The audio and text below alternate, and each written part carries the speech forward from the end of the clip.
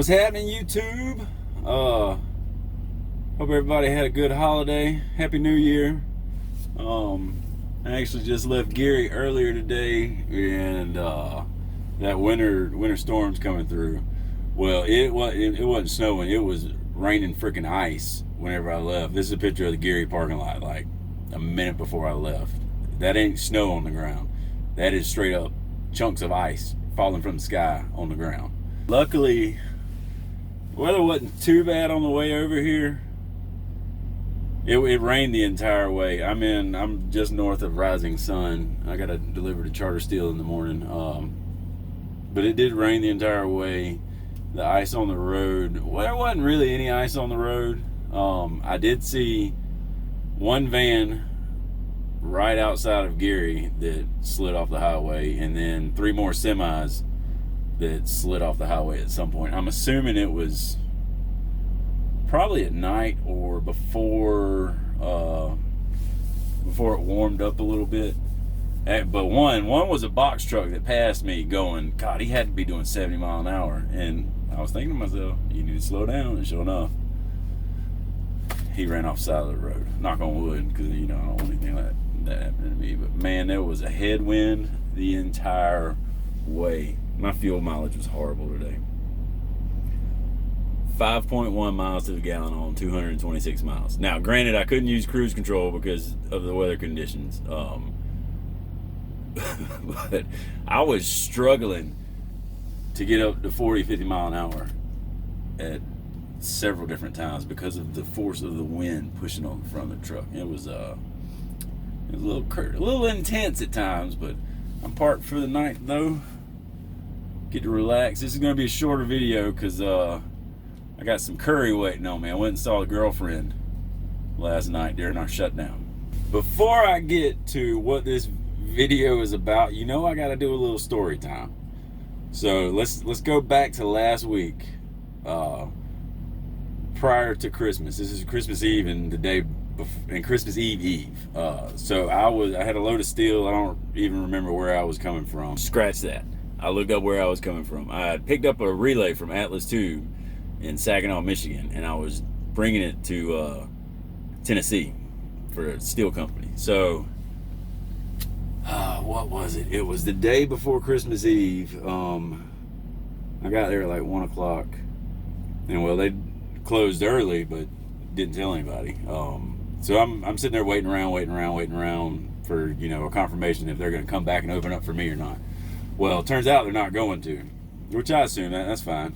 It's the holidays, everybody want to go home, spend time with the family. I got to do that. So we ended up deciding that I was going to meet another rail driver in Charleston, Tennessee, Cleveland, Tennessee. It's this Love's right here. I met him here, and he had an empty. He was going to grab my materials from Atlas Tube, and he's going to deliver it this past Monday. Fine, everything cool, nice guy, everything, but we swapped trailers, swapped paperwork and everything. So I'm doing my pre-trip so I can head to Conley, so I can get in my car, head to the house, get my son and everything. And somebody had decided they were going to take a dump behind the trailer. So I took a picture for y'all. I did.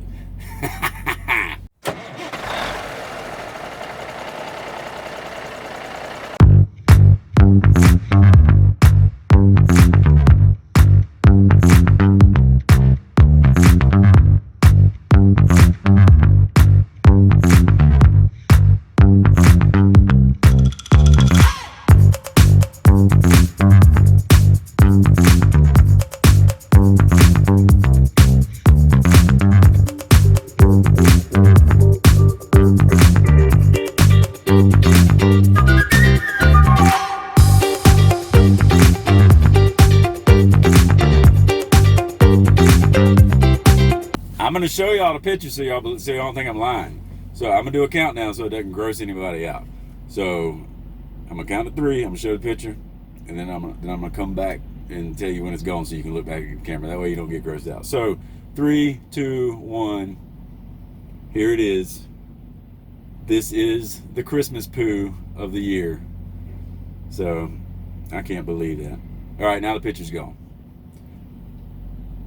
Word to don't poop behind trailers, y'all. It is, you got 100, 150 yards to go into, there's 10 restrooms over there. If you got to go that bad, you need to refer to my last video about your diet. So, you can get a little more regular and, you don't have to go running to the back behind. There wasn't even any toilet paper with it, y'all. So somebody walking around with swamp ass, oh, that is disgusting. Super disgusting. Oh my God. But yeah, that's, I don't know if any of y'all remember South Park, Mr. Hanky, the Christmas poo. There you go. Ended up dropping the truck off at Conley. Had to turn it into maintenance though, because I had a leak right up here above my, it wasn't really a leak. Whenever I would take a slow turn, like, and I'm talking under 5-10 mile an hour, it would drip down right beyond the sun visor, and sometimes it would drip down by the camera. So they got that fixed. Swapped out one of my tires because it was right at 2/32 of an inch tread depth left. And they ended up greasing everything on the trailer. They didn't even tell me about that. Not on the trailer, on the tractor. They didn't even tell me about that. I found that out doing pre-trip when I came back to work Tuesday. So that was pretty cool. Shout out to the maintenance team in Conley for surprise grease job. I appreciate that. So the reason for this video, or what this video is about, ever since I've been making my videos in my little YouTube feed, all the other videos about Roehl, whether they be positive or negative, show up in my feed. So I watch some of them. And some of these videos are good, and some of them are absolutely ludicrous. I'm going to be talking about a particular series of videos. It's 3 or 4.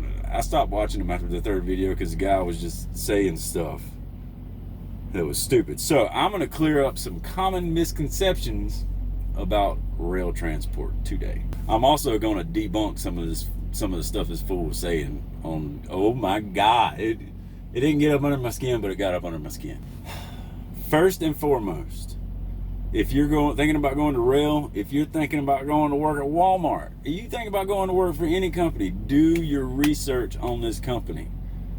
Find out the good, find out the bad, find out what the job entails. Do your research. When I make these videos, this is my experience. I'm not trying to talk y'all into coming to Roehl or anything.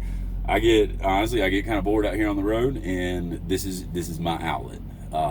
But if you're thinking about coming to Roehl, watch all of my videos. There's a ton of videos that drivers make out there. Watch all of mine. Watch the good ones. Watch the bad ones. Formulate your own opinion. That way, if you get here and something goes wrong, you don't get on YouTube and start crying about it. I'd actually already recorded all this Christmas Day when I was en route to go get my son. Here's a little clip of that. Ho, ho, ho! Merry Christmas! Hear all that rain hitting the windshield? All of the footage was like that. So it'd be tap, tap, tap, tap, tap, tap, tap, tap, tap the entire time. And it got on my nerves trying to edit it, and I couldn't edit it out. So now I'm redoing everything. But he starts off, I'm pretty sure he got fired.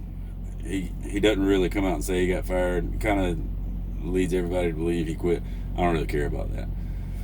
But he points at his little toboggan, and he's like, I quit Roehl and I started with a new company, and it's got their logo on it. And this fool is recording while he's driving the new truck that he's in for this other company. And he's sitting there looking at the road, look back at the camera, look at the road and look back at the camera. Then he messes with the phone a little bit.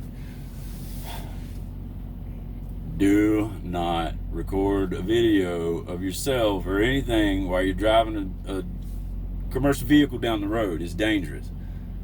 Only thing, he could look down at that camera for a split second and a car could come out this way, or a deer could jump out in front of me. He gets in a wreck, he loses his license, because if he can't find his camera to, stop the recording and delete everything, cops are gonna find that. Boom, you done lost your job, done lost your license, done everything. It ain't worth it, y'all. It ain't worth it. Sit, park like I'm doing right now, and record your video. And now some of y'all might be saying, oh, but didn't you recorded some video in your personal car? I did, but I also know how to use modern technology and not touch the camera or my phone or anything while I'm recording these videos. For instance, I can say, hey Google, stop recording. And then I can say, hey Google, start recording. And voila, it modern technology, I'm telling you, learn how to use your stuff. Now, that being said, don't be doing that in no truck, because it's not worth it, y'all. Somebody's gonna end up getting hurt. It ain't worth it. And if in his first video, you can actually see a guy comments, I think it was, bro, are you seriously recording while you're in a truck? And then I replied to that comment saying I was thinking the exact same thing. Okay, so let's start out with some of these misconceptions about Roehl. Let's start. Okay, the camera. The camera's in the truck. There are cameras in the truck. There's a forward-facing camera. There's a rear-facing camera that is facing the interior of the cab, including the driver, passenger seat, and everything else back here. They are always recording, but they're not monitored 100% of the time. Like there's over 2,000 drivers with this company. It would be absolutely ludicrous to pay several people to sit there and monitor these cameras all day long. And could you imagine having that job? Oh my God. So the way that they do it, and it's freaking brilliant. It's recording. Let's say you get into a wreck. It takes an event to set these cameras off. So it's recording. Let's say you get into a wreck. Boom, it starts recording. I think it's 15 or 20, it captures 15 or 20 seconds prior to the event, and then I think it keeps going until somebody tells it to stop or something like that. But anyway, it's monitored by a third-party company, not by Roehl. And if they get a video and they deem it necessary for it to be shown to somebody, then they send it over to Roehl. It goes through safety and your fleet manager. They send you a copy, and all this stuff happens. This is brought up in the guy's video. So, I mean, people that have a problem with the rear-facing camera pointing at you while you're driving, what's the problem? I mean, what are you doing while you're driving that you don't want people to see? If you're doing that, stop doing that. I personally think it's a great idea. And then, like, word on the street is they turn the camera off after 6 months, 9 months, or a year or something like that. I wouldn't turn it off. I mean, you're over here giving me $120, $130, $40, $50+ vehicle to drive around. Keep that camera on, man. If y'all got a problem with the camera, go somewhere else. I mean, it's simple as that. I mean, I wouldn't even argue with you about it. But that's me. That's me. Number of things that will set the cameras off. They're mainly there to kind of coach you, correct, not necessarily bad behaviors, but it's there to correct bad behaviors. So, say for instance, there's other sensors on the vehicle. Like it'll pick up if you run a red light or a stop sign, and that'll trigger the camera to come on, because they want to see, like how it tells you your speed and some other stuff. They want to see how fast you were going running through that red light, how fast you were going running through that stop sign. There's other sensors too. Like there's one for maintaining your lane. It kind of sounds like a cicada, like a low tone cicada. It'll whenever you get too far to the passenger side line or the driver's side line. I've got the 2020 Cascadia, so I've got a little buzzer. Some of the other ones, it comes through the speakers and it's loud.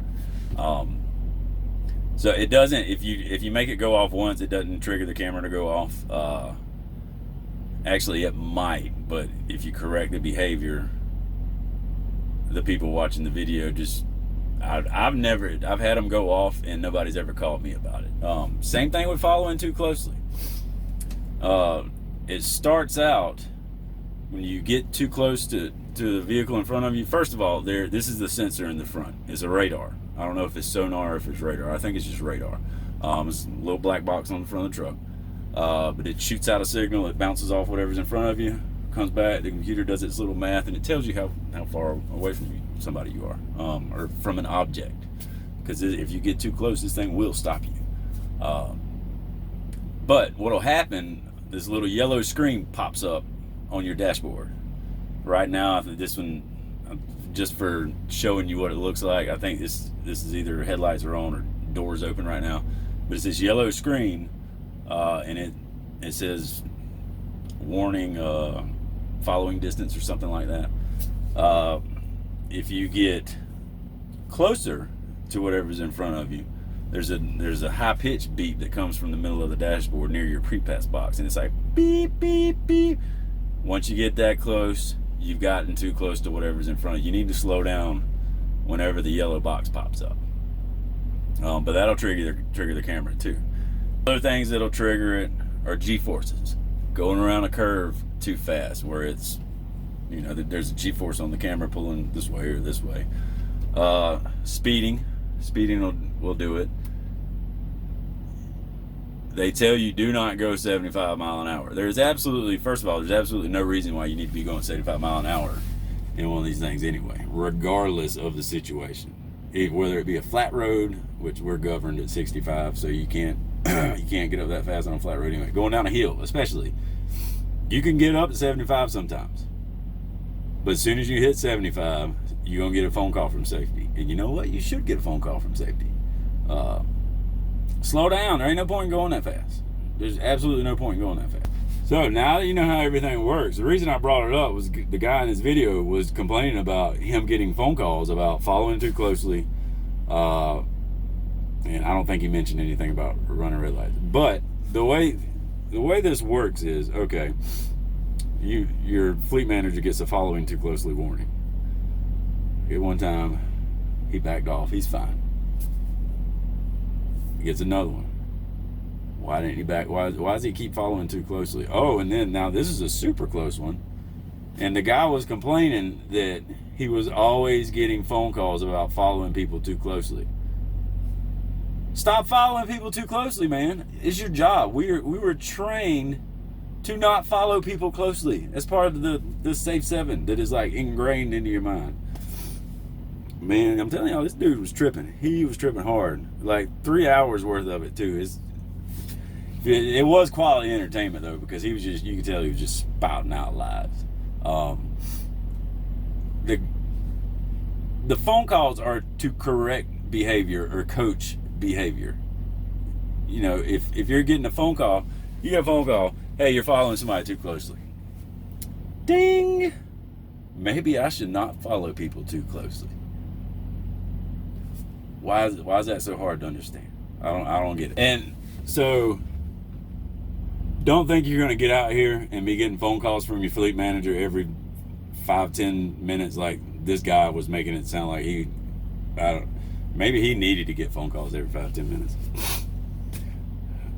The entire time I've been out here, actually, I think Eric and Brian, well, I think Eric would, Brian now, would call me sometimes just to check on me because they never hear from me, because I understand that they have 39 other people. Some of them have 44 other people that they have to deal with on a daily basis too. So there's no point in me calling them all the time for absolutely no reason. Do your job, do what you were trained to do. You really shouldn't have to call them that often. I think I only talked to poor Brian like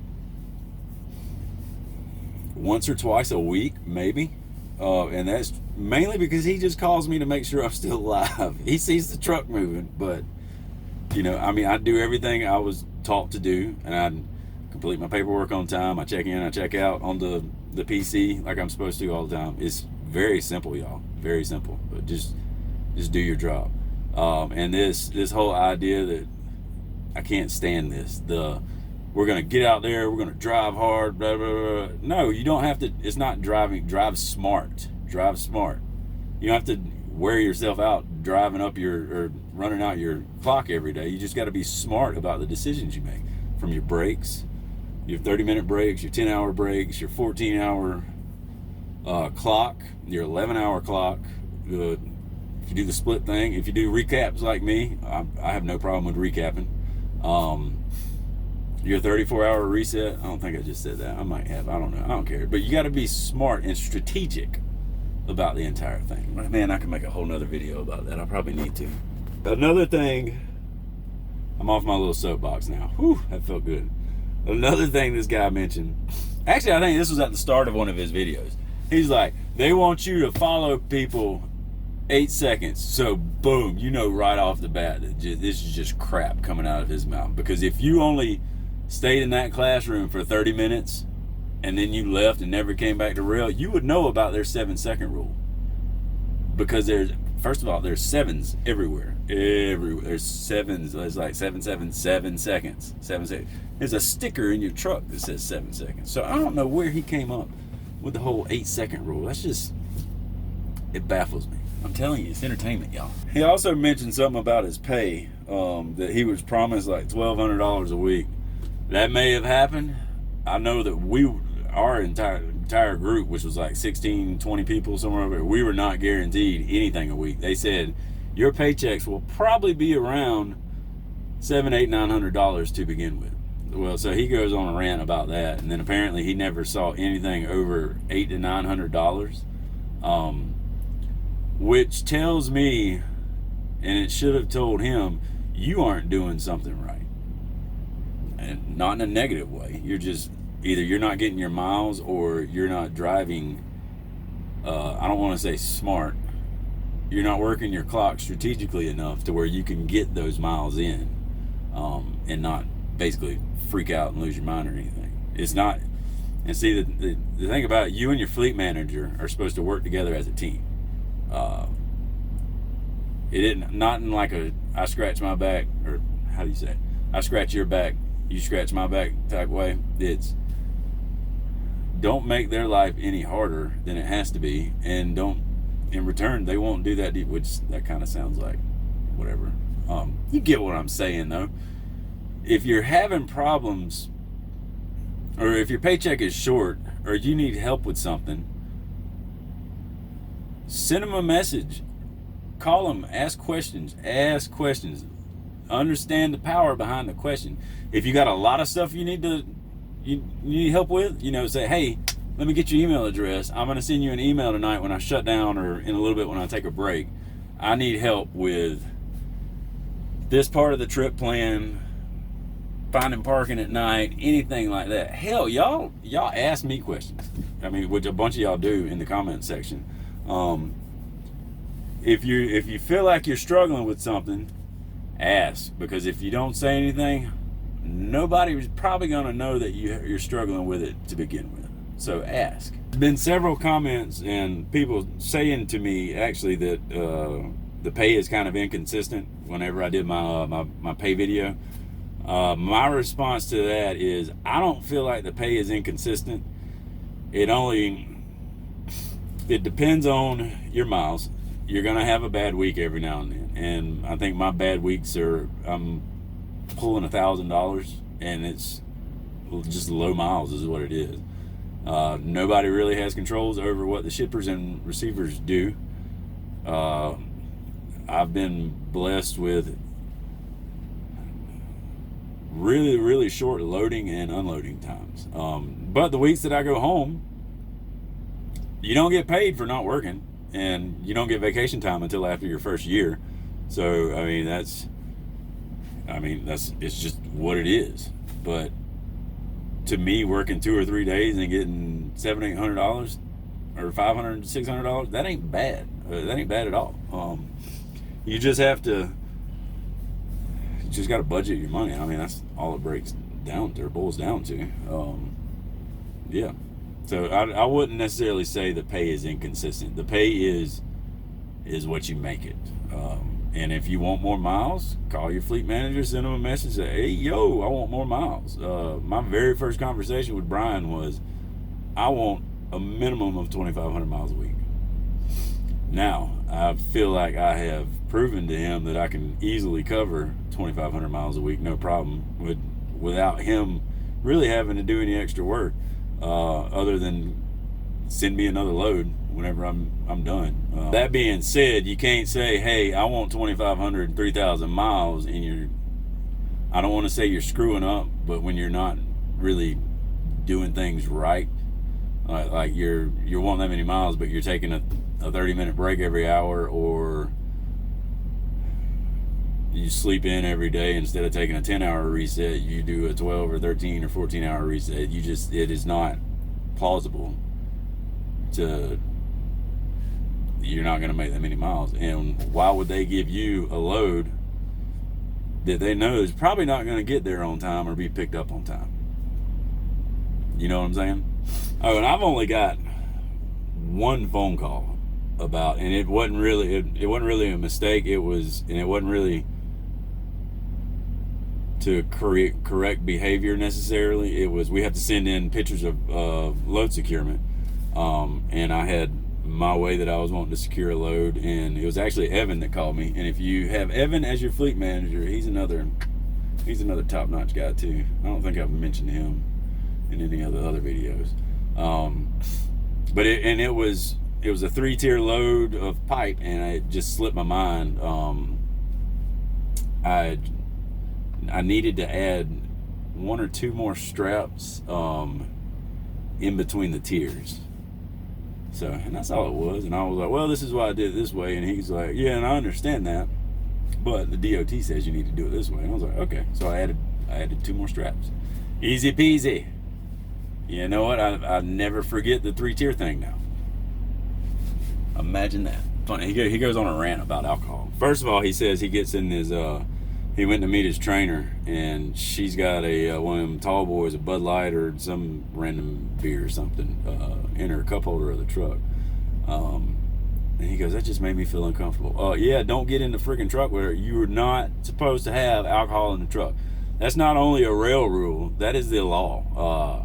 You can only have alcohol on the vehicle if it's on the manifest, meaning if you're shipping alcohol. And then it has to be in the trailer back there. So us flatbed guys, I don't think we're ever going to be hauling alcohol. So those of you that are doing your little reset, or your 34-hour, and you're like, I kind of want a beer. Hey, I'm the first to tell you, I love a good beer. I'm a bourbon guy. Girlfriend actually got me a very nice bottle of bourbon for Christmas. That's beside. See, I'm thinking about bourbon right now. But think about it like this: you're sitting at a truck stop, or you're doing your 34-hour reset. It's your first night of your 34. You're like, you know what? I'm gonna go have me a cold beer. I'm gonna go have me a cold beer. So you go out, you have a few drinks, you might get a little tipsy or whatever, or you're sitting here in your truck and you're killing a 12-pack. Key's not in the ignition or anything. Everything's fine. You fall asleep. There's a space open next to you, or over here, and then the guy that's backing into that space just crushes the front end of your truck. What are you gonna do? You gonna call the cops and let that cop come and smell alcohol on your breath, and then then you're gonna lose your job, you're gonna lose your license, all that good stuff. Or you're just gonna let them run off, and then you're gonna wake up in the morning and Roehl's gonna be like, what the hell? How could you not feel somebody taking off in front of your truck? So it ain't worth it, is what I'm getting at, y'all. It ain't worth it. And it's against the law. So don't do it. The other thing was, he was oh man. He brought up their policy on not drinking in the hotel room while you're at their school or doing their training classes.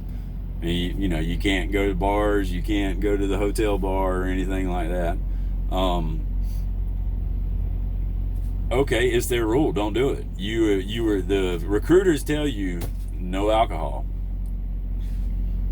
So why do you have a problem with that? If you have a problem with it going into it, why are you even going into it? I mean, I don't understand people that they go out and they get a job, they know the rules of the job, and then they complain about the rules. If you don't like the job, go find a better job. That is a pet peeve of mine. If you don't like your job, go find another job, but you still need to do the job that you have right now. So the whole complaining about no alcohol if you can't give up alcohol for 3 weeks, you don't need to be driving a truck. You got other problems. That's just the way it is. I think he was complaining about the weight of the tarps too, and that was one of the questions. So whenever I was in dry van, there was a series of questions about dry van that I do not remember what they were. So whenever it got brought up that I wanted to switch to flatbed, there were a series of questions with flatbed too. And prior to me joining on with Roehl, I had called other flatbed companies too. TMC did the exact same thing. There were a series of questions. Like the recruiter from Roehl, it was, are you afraid of heights? Because, you know, we have to climb up on top of this stuff sometimes, and it gets pretty high. If you're afraid of heights, you might not necessarily like it. And you're way above everybody driving down the road. Can you pick up 50 pounds? Yes. Okay, that's a steel tarp. Can you pick up 100 to 150 pounds? Yes. Okay, that is a lumber tarp. He's complaining about the weight of the lumber tarp. Dude, you went into flatbed. What is it? I don't get it. I don't get it at all. All you ladies out here watching this, and smaller guys, anybody that heard the weight of those tarps just then, and they're like, I can't pick up that. The girls that are in flatbed are better than half the guys that are in flatbed. It's not really a strength thing, it's a technique thing. So it isn't necessarily that can you pick it up, it's how you pick it up. Same thing with strapping and chaining down stuff. It's technique. You got to use that that pry bar to your advantage. Use your leverage. It's a lot easier to crank something further away from it than it is close to it. I mean, with the tarps, you can roll them on top of the trailer. This guy was just complaining about everything. So don't let the weight of those things scare you. First of all, it's great exercise, depending on how you manipulate it to get it wherever you're going. Second of all, you don't really have to be strong to move these things around. There's nothing to it. All in technique. Another one of his complaints was, and actually I think this is a broad misconception about the industry and maybe the company too. So whenever I was brought on because they have several different home plans. I was brought on under the with the understanding that I would be out for 10 to 14 days and then home two to three, which works out perfectly in my situation. I think I've mentioned this before on some of my other videos.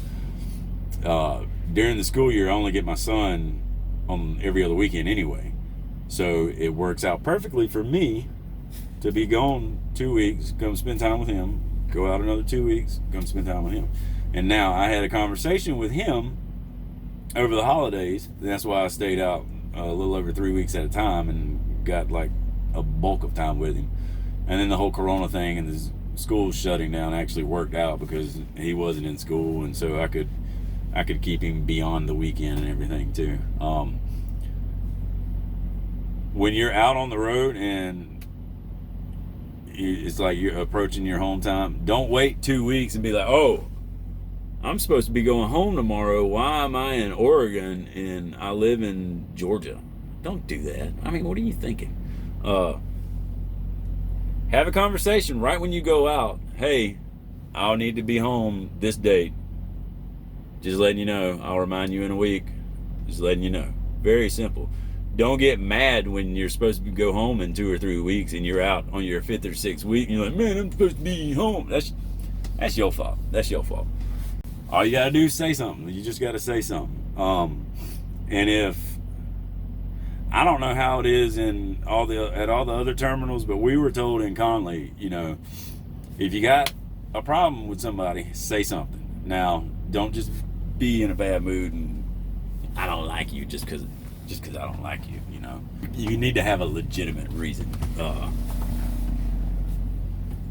to want to switch trainers or switch fleet managers or something like that. So if there's if there's an issue, say something to your trainer first of all, but do it eloquently. Don't be a jerk about it. And then if it doesn't get corrected, they give you business cards to everybody. Call somebody else and say, look, this guy or this girl is making me uncomfortable. I would like to switch trainers, and they will switch trainers. No problem. Same thing with fleet managers. Hopefully you will be like me and you will get good fleet managers, but not everybody gets along with each other. That's human nature, and there's nothing wrong with that. Just, if you have an issue, bring it up to the person. If it doesn't get corrected, maybe bring it up a second time, and if it still doesn't get corrected, ask for a new fleet manager. Pretty simple. It's the same thing if, oh no, dang light died. Hopefully it don't die again. It's the same thing though if they have a problem with you. If they say, hey, you're following people too closely, I need you to back off, and you don't back off, they're going to end up firing you because you're not being safe.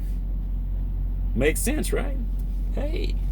So another thing the guy brought up was shutting down for New Year's. He was like, they shut down for New Year's. I think it's another brilliant idea on Roehl's part. It's one of the most dangerous nights of the year, if not the most dangerous nights of the year, to be on the road. And he said that you're supposed to shut down between 6 p.m. and 6 a.m., which might have been true last year. I don't know. But this year, it was 8 p.m. on the 31st to 6 a.m. on the 1st, today. And they didn't send that message out one time. They sent it out, I think 5 or 6 times starting last week to let you know, hey, this is coming up on these days. You're not going to be driving. And he said that one of his buddies, he was driving at like 8 or 9 o'clock, and apparently he ended up getting fired. Probably because he wouldn't shut down after he was told to shut down. It's not, they're not being a pain in the butt to do it. It's like, hey, don't drive. We don't want you to get hurt, and we don't want somebody to run into you and get killed. That's all. It makes perfect sense, y'all. Perfect sense. That's just how it is sometimes. Like, so I had to, I need to get brighter in here. I had to shut down. I was going home for some home time. I got 39 minutes away from the Conley terminal, and I ran out of hours. I had to shut down. What good is it going to do for me to get mad at somebody else for me running out of hours? Absolutely nothing. It's the law. I had to shut down. It's pretty funny. And the law actually states, I think it says it a few times, but specifically with like personal conveyance, for instance, the federal government lays out its guidelines, and it says that motor carriers can add to it if they want to. They can make the rules more severe if they want to. It's up to them, but they cannot make it less. Here that is right here. See it? I'm not making this up. I'm not making it up at all. So, and it's for your benefit. It's to keep you safe. It's to keep their equipment safe. It's to keep the load safe. Everything, man. All right, so we're gonna wrap it up. Yeah, basically, y'all do your research on if you want a new job, if you're wanting to get into the trucking business, do your research. Like I said, watch my videos. Watch all the people that hate on Roehl too. Watch them. Formulate your own opinion. So whenever I was doing that. See, I'm holding my flashlight up because my light died, so that way y'all can see me. But I was doing my recap, and I had to shut down that Flying J that I absolutely hated. And there was this young man, he was driving around the truck parking lot asking questions to all the truckers, and he actually flagged me down, and I stopped and talked to him. And he goes, I'm on a few groups in Facebook, and I was looking to get into trucking, and I was asking questions on all these posts and everything, and he was like, man, everybody's picking at me, so I figured I would come to a truck stop and ask actual truckers what they thought of the job. And I thought that was great. Showed great initiative from the guy. Now, I'm not telling y'all to go to truck stops and ask random truckers what they think of it. If you do it during the day, and just please be careful, because there's some crazy people out here. There's crazy people. You might run into me too, which you can't. If you do, truck 6072. I'll talk to you for a little bit. If you're not crazy, I might buy you lunch or something. I don't know. So that wraps up the video. Y'all have a good rest of your New Year's Day. stay safe in this winter storm, because I'm imagining it's going to get pretty crazy. Oh, well, that's foggy. It's foggy now. Yeah, I imagine it's going to get pretty crazy tonight, and I got to get up at I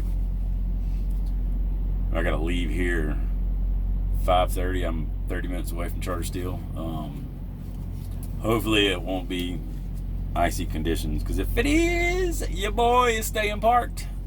And I'll let them know that I'm going to be delivering late tomorrow. Like I said, though, hopefully it won't be. But yeah, y'all like, subscribe, comment, ask me questions. Y'all been doing real good about asking questions, and I've met a bunch of you guys at all the terminals. I met a few people at Gary yesterday. Thank you for your kind words.